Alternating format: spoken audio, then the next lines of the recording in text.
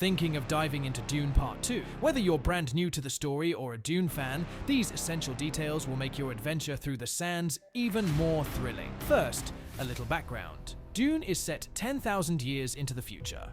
All the nations we know today are long gone, wiped out after a massive war between humans and AI. Humanity eventually won, but the conflict left their systems and technology in ruins. To prevent AI from ever taking over again, survivors chose to restart civilization, limiting technology and developing mental abilities instead. Society returned to a feudal system with an emperor who divided up planets among noble families in exchange for their loyalty. Our protagonist, Paul Atreides, is the young heir of House Atreides, a family that has kept to itself. But Paul's father, Duke Leto, has won so much respect that the emperor feels threatened. To keep an eye on him, the emperor rewards the Atreides family by relocating them to Arrakis, the desert planet known as Dune.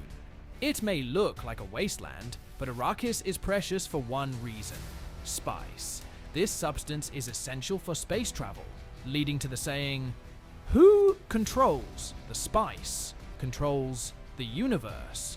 But the Emperor's gift is actually a trap.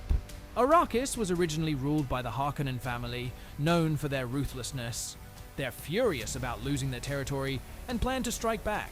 On top of that, spies are everywhere, including Paul's mother, Lady Jessica. Though sent by a group called the Bene Gesserit to infiltrate House Atreides, she fell in love with Leto and had Paul against her orders. Even as a boy, Paul has developed abilities similar to the Bene Gesserit, like seeing the future, which has led some to believe he's the Messiah. To protect Paul, the Bene Gesserit made a deal with the Harkonnens. They could attack but couldn't harm Paul. The Harkonnen leader agreed, but secretly planned to wipe them all out. Lady Jessica's powers saved her and Paul, but they lost everything. However, the natives of Arrakis, called the Freemen, have been awaiting someone to lead them out of oppression, and Paul might be that person. Some key details: 1.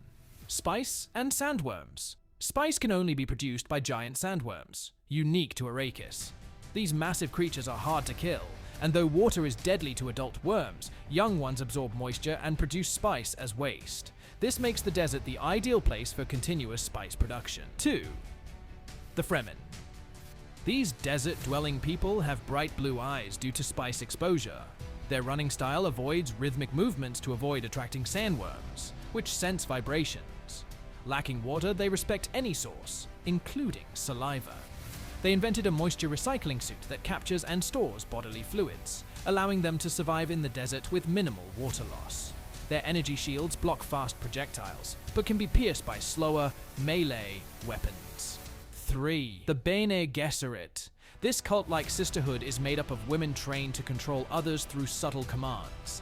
They practice selective breeding to ensure superior abilities and will even arrange marriages between close relatives to strengthen desirable traits.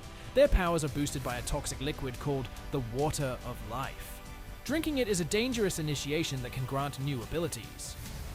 Unlike the first Dune movie, the sequel has more action, fewer dialogues, and grander scenes.